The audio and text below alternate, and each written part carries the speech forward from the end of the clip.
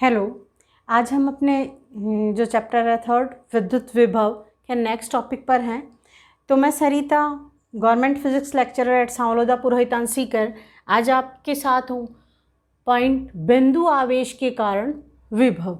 आज जो हमारा टॉपिक है वो क्या होगा कि हमें क्या निकालना है, किसी बिंदु आवेश के कारण विभव का मान निकालना है। हम देखो पहले भी बात कर चुके हैं इसके बारे में कि बिंदु आवेश के कारण हमने क्या निकाली थी, विद्युत क्षेत्र की तीव्रता निकाली थी। उसी तरीके से हम क्या कंसीडर करते हैं कि यहाँ कोई बिंदु आवेश है जिसको हमने क्या ले लिया, कोई पॉजिटिव चार्ज Q ले लिया, जिससे जो R दूरी पर कोई बिंदु कहाँ है P, जिस पर हमने क्या निकाली थी उस टाइम, विद्युत क्षेत्र की तीव्रता निकाली थी। तो हमें ध्यान में है कि इसकी जो ये प्लस Q आवेश होने के कारण ये जो आवेश है इसकी विद्युत क्षेत्र की तीव्रता की डायरेक्शन क्या रहेगी, इसकी दिशा में होगी। हमें आज क्या निकालना है, यहाँ पर विभव निकालना है, V का मान निकालना है। तो हम क्या कर लेते हैं, कंसिडर यहाँ कोई बिंदु क्या ले लेते हैं Q, इसका पॉइंट को नाम दे देते हैं कैपिटल Q दे देते हैं, जिस पर जो परीक्षण आवेश है वो क्या ले लिया हमने, Q0 ले लिया है। और यहाँ जो बिंदु O है इससे इसकी जो डिस्टेंस है वो कितनी ले ली हमने, x कंसीडर कर ली। ये हमने क्या है, सिर्फ माना है इसके लिए कि यहाँ से क्या इस बिंदु से x दूरी के ऊपर कोई बिंदु स्थित है। बात हमारे पास कहाँ आएगी, हमें क्या निकालना है, विभव का मान इसके लिए हमें निकालना है। तो सबसे पहले हम बात करेंगे कि हम क्या कंसीडर करते हैं कि भाई ये जो बिंदु जो परीक्षण आवेश है, इस परीक्षण आवेश का मान हम क्या ले लेते हैं कि कोई क्या परीक्षण आवेश क्या ले रहे हैं, 1 कूलाम परीक्षण आवेश ले रहे हैं। तो इस परीक्षण आवेश को अगर हम अल्प विस्थापित करते हैं, अल्प विस्थापन के लिए मान लेते हैं कि ये कितना विस्थापित हो रहा है, यहाँ से dx क्या हो रहा है, विस्थापित हो रहा है, dx विस्थापित हो रहा है। तो इसके लिए हमें क्या करना पड़ेगा, काम करना पड़ेगा। इधर इसको P की ओर क्या विस्थापित कर रहे हैं, तो इस बिंदु P पर हमें विभव का मान निकालना है। तो यहाँ से dx विस्थापित करेंगे तो हमें क्या करना पड़ेगा, कोई कार्य करना पड़ेगा या नहीं करना पड़ेगा। और कार्य बराबर क्या होता है, W बराबर होता है F डॉट dx होता है। देखो F डॉट dx का मतलब यहाँ जो बल लगेगा वो क्या होगा, बल और विद्युत क्षेत्र की तीव्रता में रिलेशन होता है। क्या जो सूत्र होता है हमारा वो होता है E इक्वल टू होता है F अपॉन Q0। यहाँ ये जो कार्य करना पड़ेगा, ये बल लग रहा है वो विद्युत क्षेत्र के क्या है, डायरेक्शन विपरीत कार्य करना पड़ रहा है। इसका ये हो जाएगा कि यहाँ जो हमारे पास F का मान आएगा, हम यहाँ पे लिख लेते हैं सारा कि W इक्वल टू क्या हो जाएगा, F डॉट dx। यहाँ से हमारे पास जो कार्य करना पड़ रहा है ये भी अल्पांश कार्य होगा dx विस्थापन के लिए। तो F का मान यहाँ से हमारे पास क्या लिख देंगे, माइनस का Q0 E डॉट क्या आ जाएगा, dx आ जाएगा। तो यहाँ जो E और dx हैं दोनों क्या हैं, एक दिशा में बिंदु आवेश की बात कर रहे हैं अक्ष के ऊपर। तो इन दोनों के बीच में जो एंगल होगा वो क्या हो जाएगा, 0 डिग्री। तो E डॉट dx का मतलब cos theta, E dx cos theta आ जाएगा। और थीटा का जो वैल्यू है वो क्या आ जाएगी, ये भी साथ में लिख लेते हैं, चूँकि थीटा इक्वल टू क्या है यहाँ पे 0 डिग्री। तो यहाँ E dx क्या आ जाएगा, सीधा मान आ जाएगा। तो यहाँ से क्या लिख देंगे, dw इक्वल टू क्या आ जाएगा, माइनस का Q0 E dx। अब बात आती है कि ये जो बिंदु P है उस पर विद्युत क्षेत्र की तीव्रता की बात करें तो यहाँ से विद्युत क्षेत्र की तीव्रता क्या आ जाएगी, बिंदु P के लिए क्या आती है, KQ अपॉन R स्क्वायर। तो वहीं अगर इस Q बिंदु के लिए अगर बात करते हैं तो क्या वैल्यू आ जाएगी हमारे पास, KQ अपॉन क्या आ जाएगा हमारे पास, x स्क्वायर, क्योंकि ये डिस्टेंस क्या है हमारी, x है। तो यहाँ से क्या आ गया, E equal to KQ upon R square.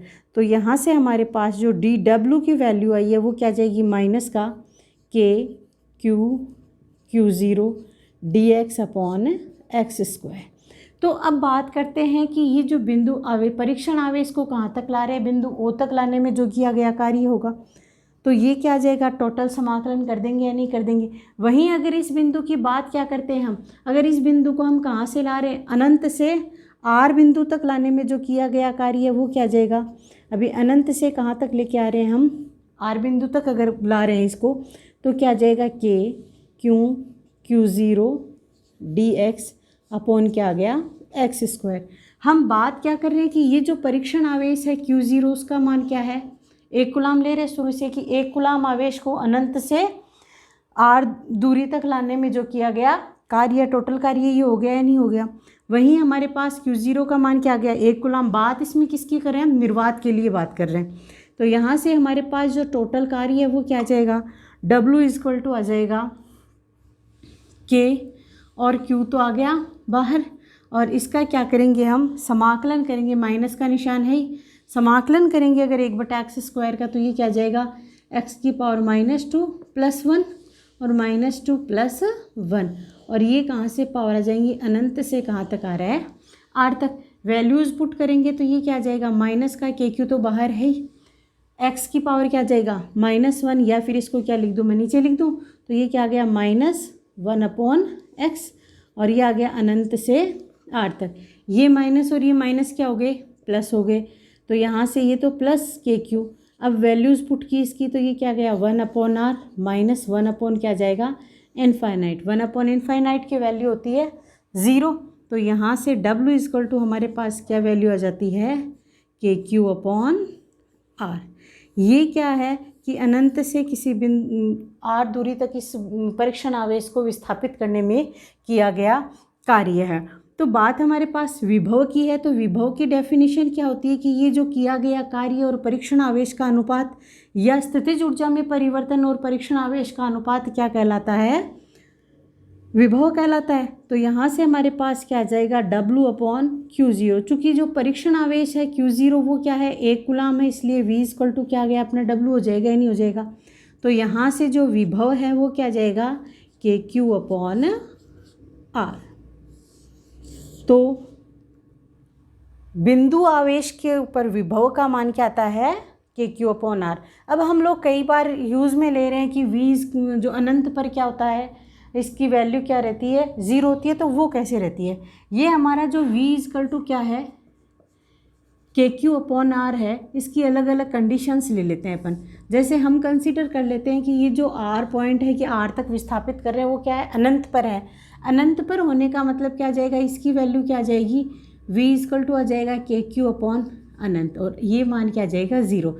यानी अनंत के ऊपर विभव की वैल्यू क्या होती है, 0 होती है। और जो +Q चार्ज, अगर हमने यहाँ पे +Q चार्ज लिया तो इसकी विभव की वैल्यू क्या आ गई, प्लस आ जाएगी। और वहीं अगर हमारे पास जो -Q आवेश के लिए क्या आ जाएगा, ये आ जाएगा माइनस का KQ/r, इसकी क्या आ जाएगी, वैल्यू आ जाएगी। अब अगर अपन इसके ग्राफ की अगर बात करते हैं, तो विभव के लिए ग्राफ है वो क्या आ जाएगा, अगर विभव में V और R के बीच में अगर हम लोग ग्राफ खींचना चाहते हैं, तो इसकी ग्राफ की वैल्यू कैसी आएगी, इस तरीके से आ जाएगी।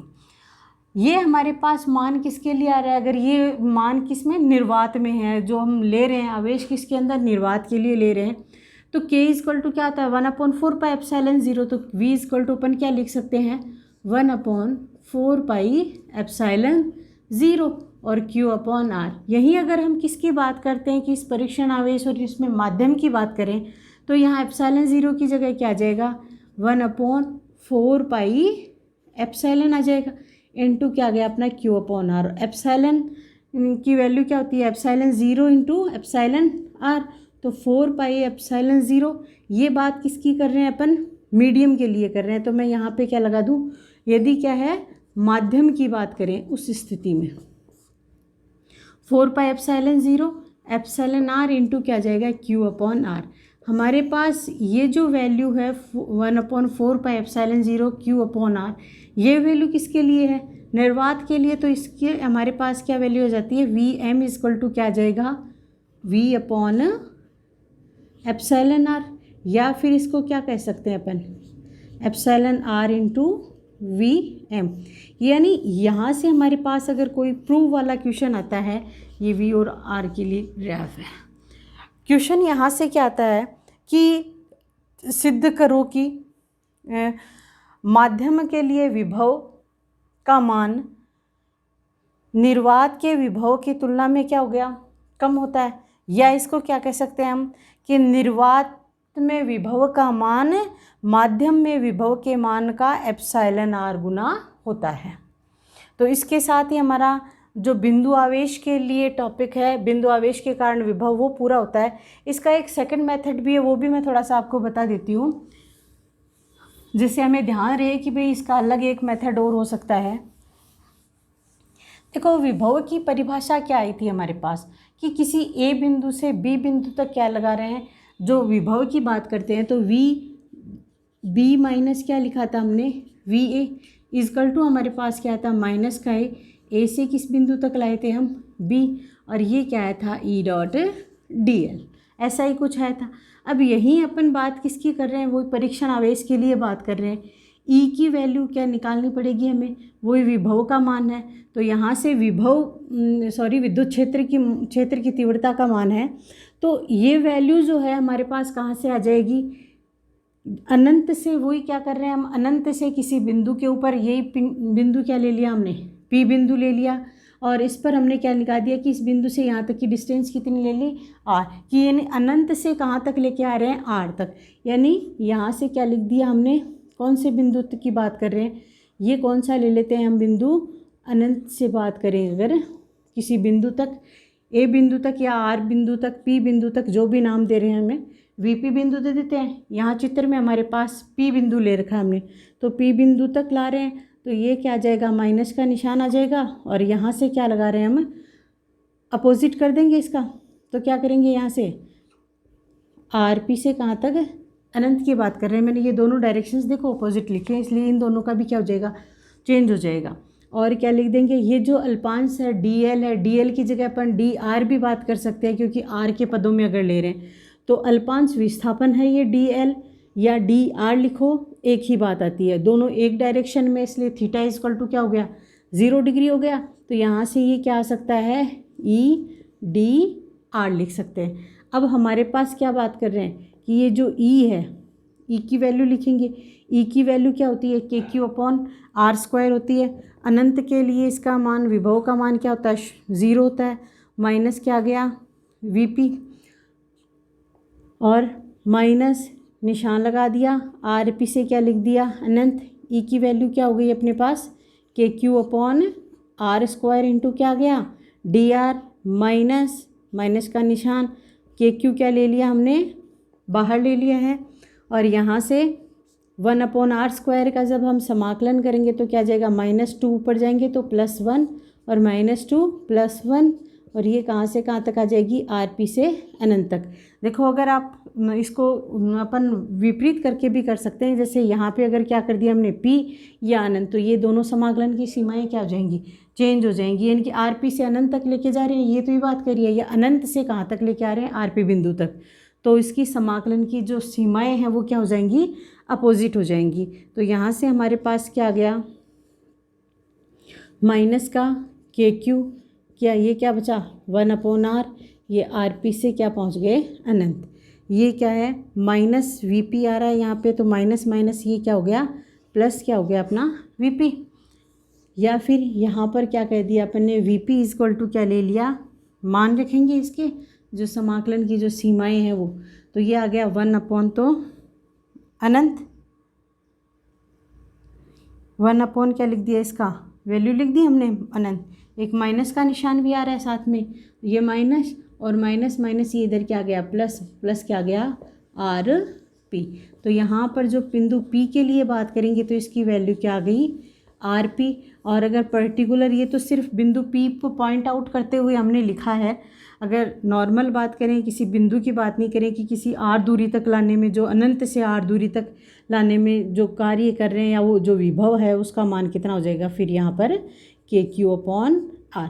आगे हमने देख लिया है कि v और जब r के बीच में अगर ग्राफ खींचते हैं तो कैसे आ जाएगी वैल्यू, आगे की जो वैल्यू सारी सेम रहेंगी कि v m अगर निकालेंगे तो उसकी वैल्यू क्या आ जाएगी हमारे पास, v/, क्या आ जाएगा एप्सिलॉन r। तो इस तरीके से इसके दो मेथड हो गए, एक तो हम डायरेक्ट जो कार्य निकाल के क्या निकाल सकते हैं, विभव का मान निकाल सकते हैं। दूसरा क्या हो जाएगा, हमारी जो परिभाषा है विभव की परिभाषा, कि अनंत से किसी बिंदु तक लाने में जो किया गया कार्य है वो क्या कहलाता है, विभव कहलाता है। तो ये कार्य ही तो निकाला था हमने। तो यहाँ से हमने क्या कर दिया, विद्युत क्षेत्र की तीव्रता की वैल्यू रख दी, और हमारे पास क्या गया, विद्युत विभव का मान प्राप्त हो गया। तो इसके साथ में ही जो बिंदु आवेश के कारण विभव का मान है वो पूरा होता है। जो नेक्स्ट अपना टॉपिक है वो क्या निकालेंगे हम, तो जो अपना अगला टॉपिक है वो है आवेशों के निकाय के कारण विद्युत विभव।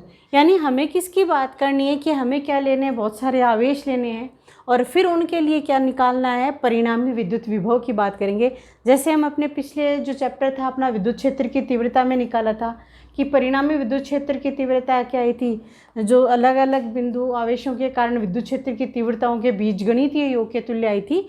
वैसे ही इसके बारे में अपन बात करेंगे।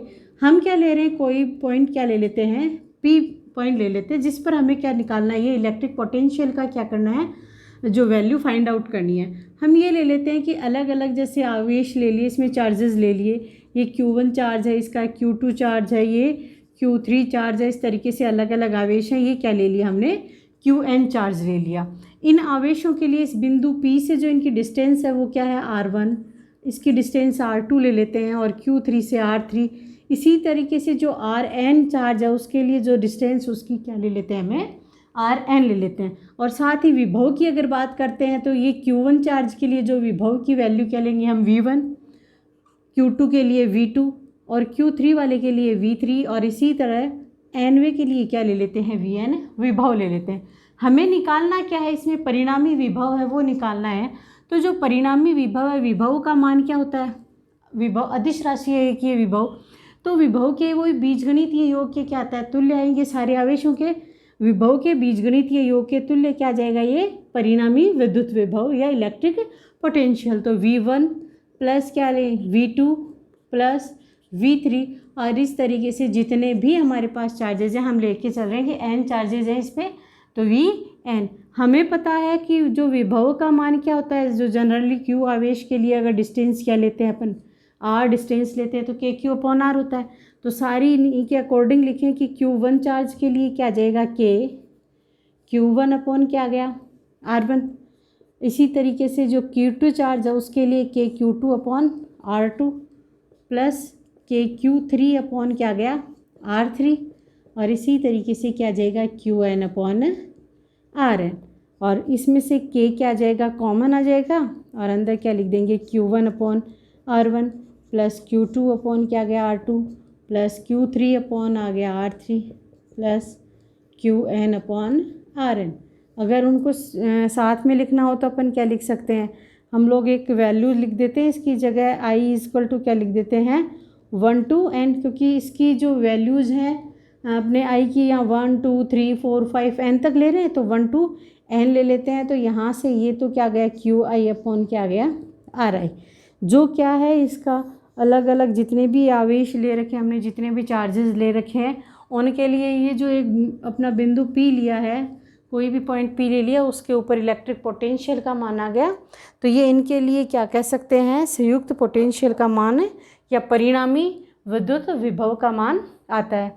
तो इसी के साथ अपना ये टॉपिक पूरा है। अपना नेक्स्ट जो टॉपिक होगा द्विध्रुवों के लिए विद्युत विभव की गणना, वो जो अपना अगले टॉपिक में करेंगे।